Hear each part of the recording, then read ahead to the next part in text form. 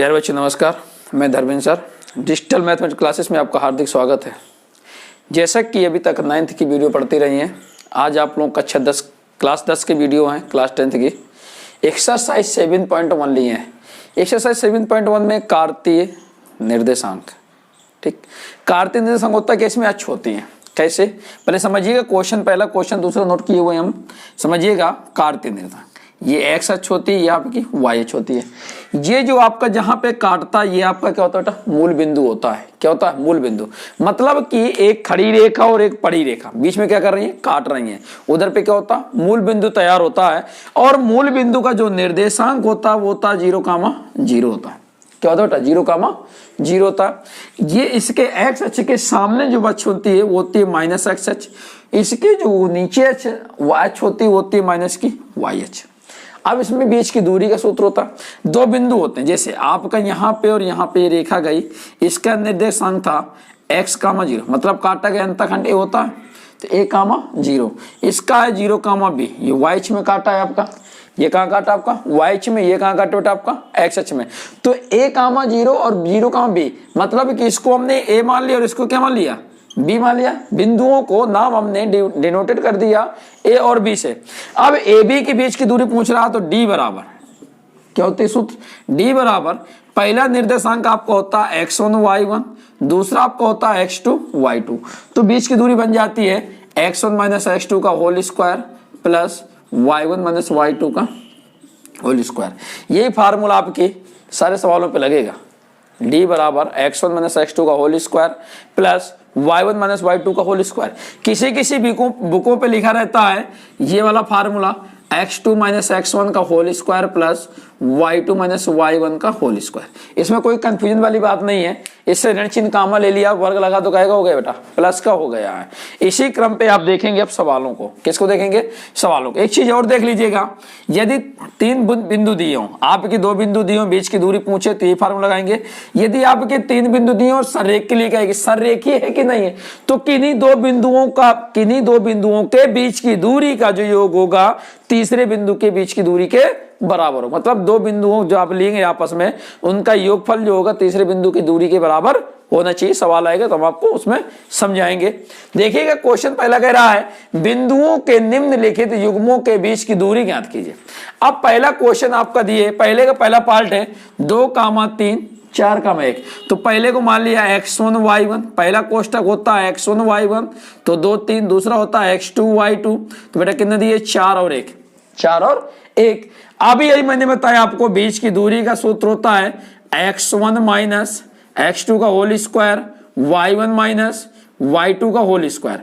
अब देखिएगा x1 minus x2 का whole square plus y1 minus y2 का होल स्क्वायर। तो अब बात समझिएगा, d बराबर आपको पता है x1 कितना है 2, x2 बेटा कितना है 4 का होल स्क्वायर प्लस y1 कितना 3, y2 कितना 1 का होल स्क्वायर।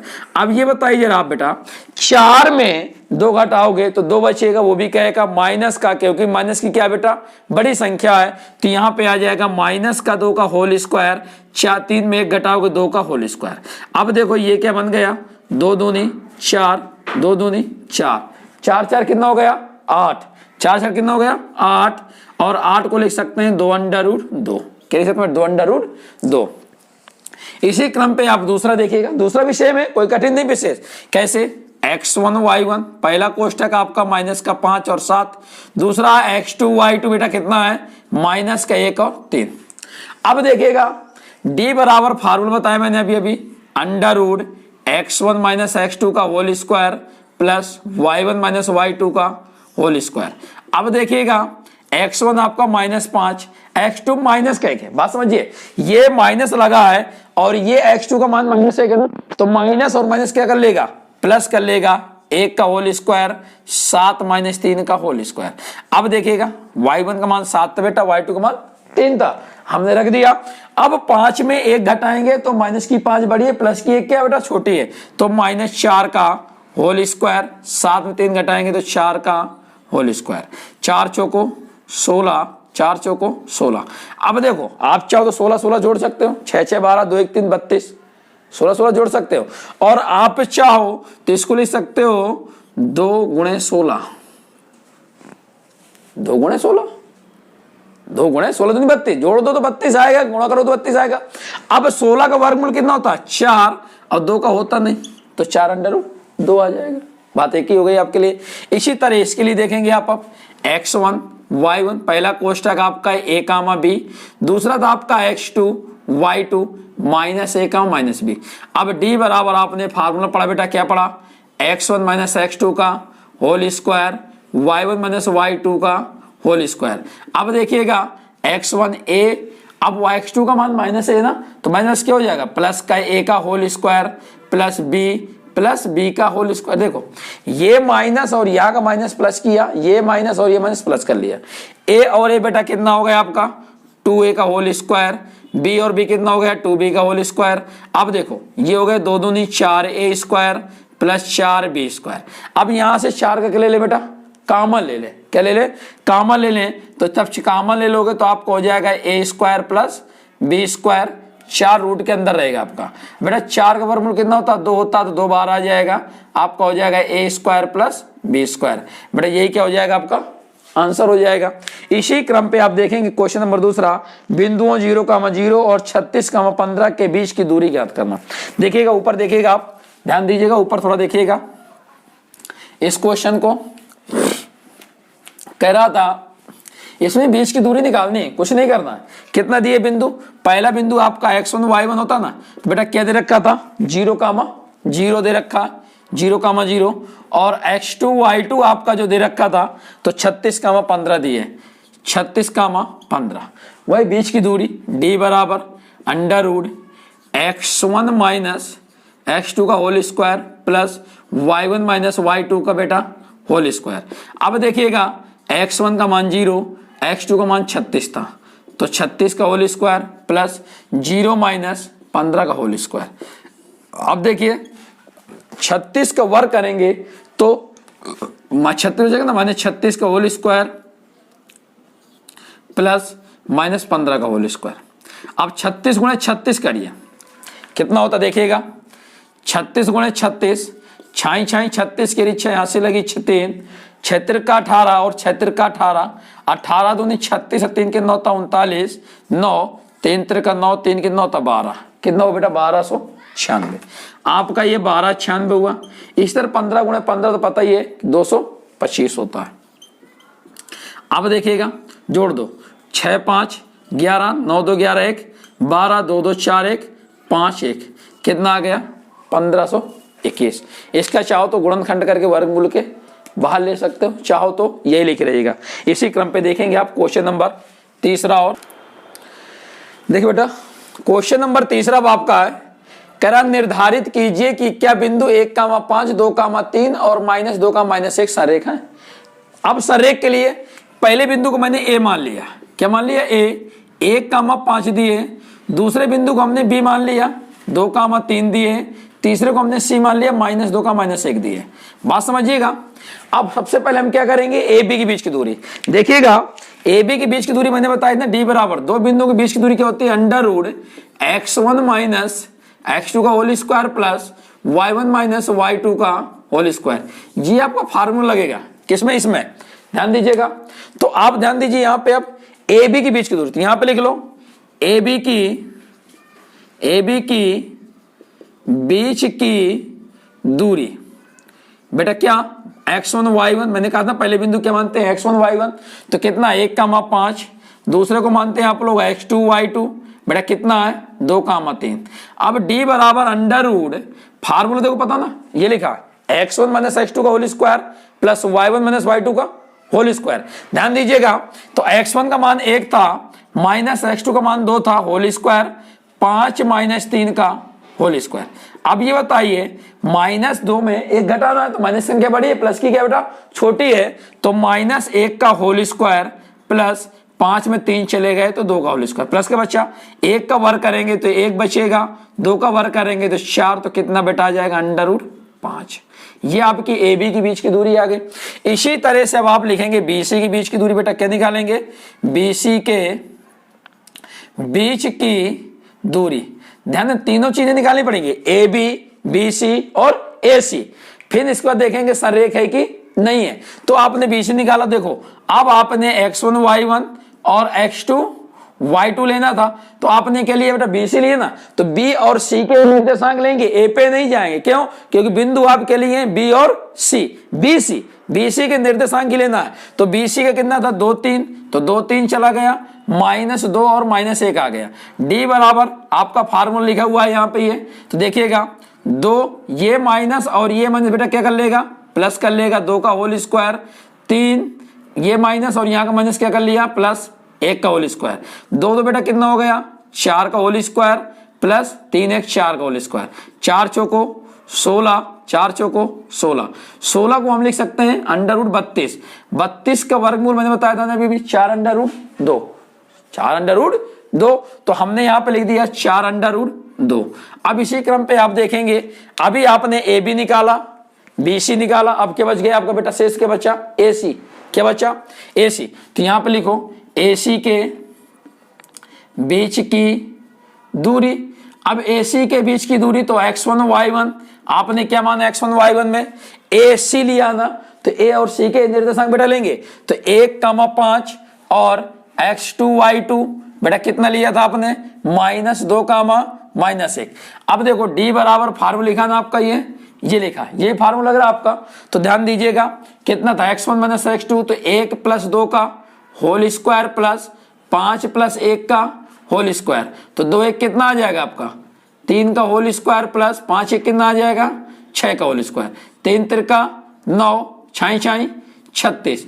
अब देखो 36 में आपको 9 जोड़ना है, तो 36 में 9 जोड़ना है तो कितना, 36 4 40 और 5 45, तो ये आपका कितना आ बेटा 45 आ गया, 9 पन्ना 45, 9 पन्ना 45, तो 3√5। क्यों? क्योंकि 9 पन्ना 45, तो 9 का वर्गमूल कितना होता है 3, 5 का होता नहीं, तो 5 अंदर चला गया।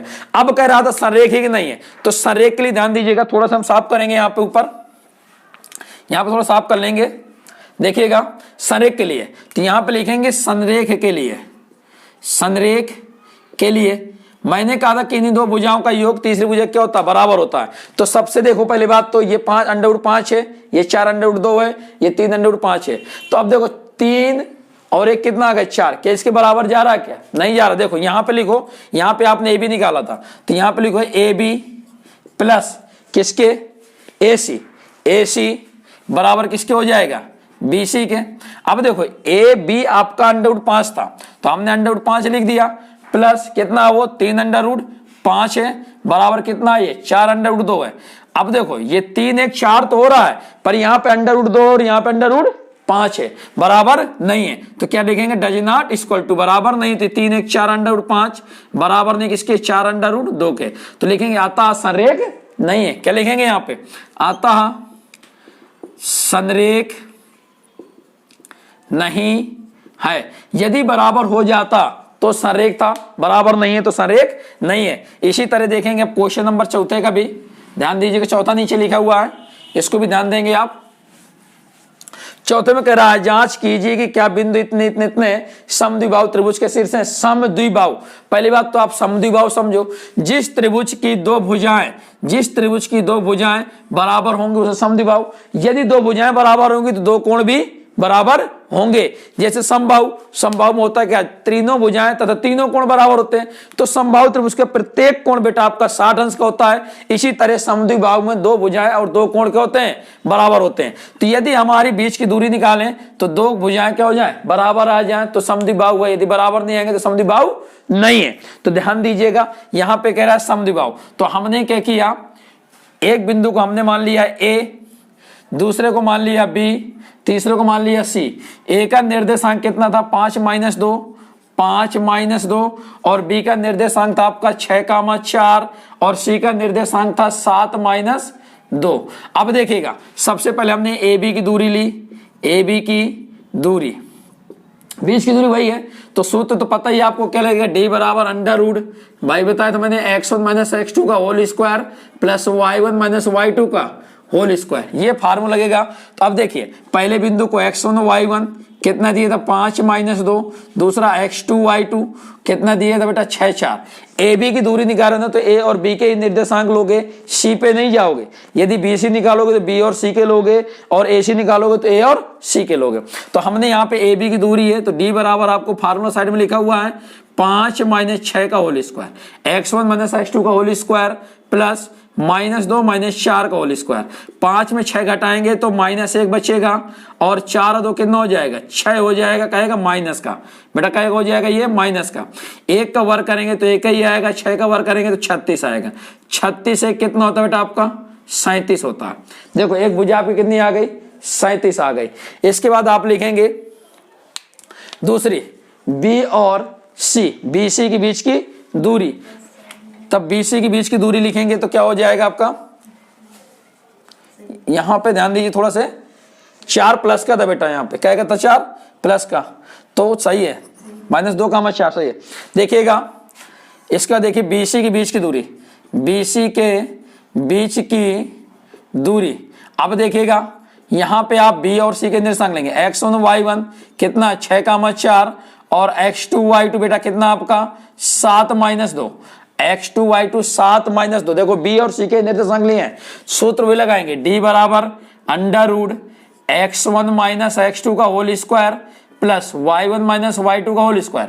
ये माइनस और यहाँ का माइनस क्या कर लिया प्लस कर लिया। 6 में 1 घटा दो कितना बचेगा बेटा 7 में गया तो 6 बचे, वो 7 में 6 चले गए तो 1 बच्चा कहेगा बेटा माइनस का, और 4 में 2 जोड़ दिए तो कितना हो गया 6 का होल स्क्वायर। 1 का वर्ग करेंगे तो 1 ही प्राप्त होगा, 6 का वर्ग करेंगे 36, तो बेटा कितना आ जाएगा √37। अब देखिए ये आपकी ए बी थी 37, बी सी थी 37, अब समद्विबाहु करा दे रहा, तीसरी भुजा भी चेक कर ले तो यहाँ पे लिखेंगे क्या आप बी सी हो गई, ए बी हो गई, बी सी हो गई, बचा क्या बेटा आपका ए सी, तो यहाँ पे लिखो ए सी के बीच की दूरी, तब AC के बीच की दूरी तो वही x1 y1 बेटा, कौन सा था x1 y1। अब A और C के लेंगे तो 5 - 2 और x2 y2 किसके लेंगे बेटा 7 - 2। अब देखिए D बराबर √x1 - x2, तो 5 - 7 का होल स्क्वायर -2 + 2 हो जाएगा बेटा, यहाँ पे ये -2 है तो -2 आया, ये माइनस क्या कर दिया प्लस कर दिया। अब 7 में 2 का 5 घटा दो तो कितना बचे बेटा आपका -2 का होल स्क्वायर। अब ये 2 कट गए तो यहाँ पे तो 0 का होल स्क्वायर बचे ना। अब देखो यहाँ पे तो हो गया 4 का हो प्लस 0 बराबर कितना आ गया √4 बराबर 2, 4 का वर्ग में बेटा कितना होता है 2। अब देखो यहाँ पे आप वो कह रहा था समद्विबाहु है कि नहीं है, तो आपको समद्विबाहु सिद्ध करना था। तो देखिए आपको समद्विबाहु के लिए यहाँ पे देखिएगा लिखेंगे समद्विबाहु के लिए आपकी 2 भुजाएं कौन सी बराबर होनी चाहिए, तो कौन सी बराबर है ए बी बराबर है किसके बी सी के, और बराबर नहीं किसके ए सी के। आपकी देखो यहाँ पे ए बी बराबर है किसके बी सी के, बराबर किसके नहीं है ए सी के बराबर नहीं है, तो आपकी 2 भुजाएं बेटा क्या हो गई बराबर हो गई, इसलिए क्या है यह एक समद्विबाहु त्रिभुज है। इसी क्रम पे अब देखें क्वेश्चन नंबर 5वां। देखिए बच्चों क्वेश्चन नंबर 5वां था आपका, कह रहा था निम्नलिखित आकृति में ए बी सी डी एक कोई 4 सहेलियां बैठी थी।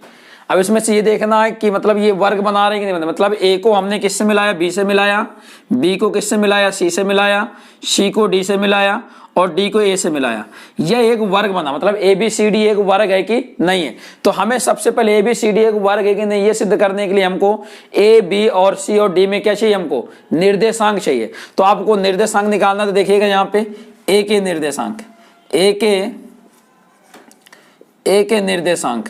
अब देखिए तब ए के निर्देशांक निकालोगे तो आपको मैंने बताया था ये आपकी एक्स अक्ष है, ये आपकी वाई अक्ष है। सबसे पहले एक्स अक्ष का बिंदु होता है, बाद के वाई अक्ष का होता है। तो ए के निर्देशांक तो ए कहाँ है आपका ये रखा हुआ, देखिए ए किसके सामने गया 3 के सामने गया, तो एक्स अक्ष में कितने खाने गया है 1 2 3, कितने खाने गए में 3, तो यहाँ पे लिखेंगे 3 कामा वाई में कितना गया है 1 2 3 4, यहाँ पे देखें 4 के सामने तो कितना बन गया 3 कामा 4, ए के निर्देशांक पता चल गए। इसी तरह लिखेंगे बी के निर्देशांक, बी के निर्देशांक।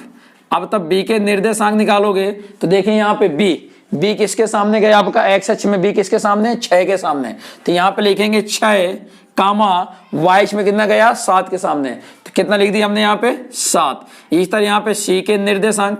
अब तब सी के निर्देशांक निकालोगे तो बेटा क्या लिखोगे, देखिएगा सी आपका ये एक्स इसमें कहाँ गया 9 और वाई इसमें कितना गया था बेटा 4, तो कितना आ गया आपका 9,4।